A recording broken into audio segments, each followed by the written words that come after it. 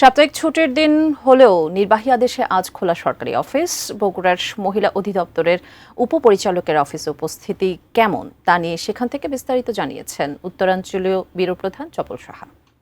ধন্যবাদ। আপনারা জানেন যে সরকারের নির্বাহী আদেশে আপনার দুইটি শনিবারকে খোলা রাখা হয়েছে মে মাসের।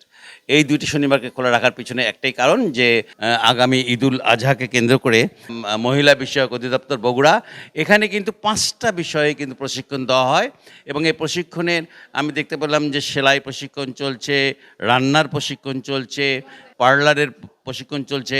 তারপর আরেকটা রুমে আমরা দেখতে পাচ্ছি যে মোবাইল সার্ভিস প্রশিক্ষণ হচ্ছে। এখানে মোবাইল সার্ভিস প্রশিক্ষণে মেয়েরা কিন্তু প্রশিক্ষণ দিচ্ছে এবং সবচেয়ে বড় জিনিস যে এই যে প্রশিক্ষণ তারা দিচ্ছেন তারা কিন্তু আপনার হলো 3 মাসের এই কোর্স কমপ্লিট করার পর যখন তাদেরকে সার্টিফিকেট দেওয়া হয় তখন কিন্তু তারা আপনার হলো তাদেরকে প্রতিদিন যে আসেন তাদেরকে 100 টাকা করে ভাতাও দেওয়া হয়। আমরা একটু কথা বলবো মোসাম্মদ হাসনা জাহান যিনি প্রোগ্রাম অফিসার তার সাথে একটু কথা বলবো।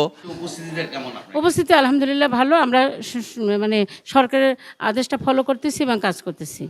আপনারা শুনছিলেন উনি যেটা বলছেন যে আসলে উপস্থিতি ভালো এবং এখানে উপস্থিতি ভালো হওয়ার পিছনে কারণ আছে।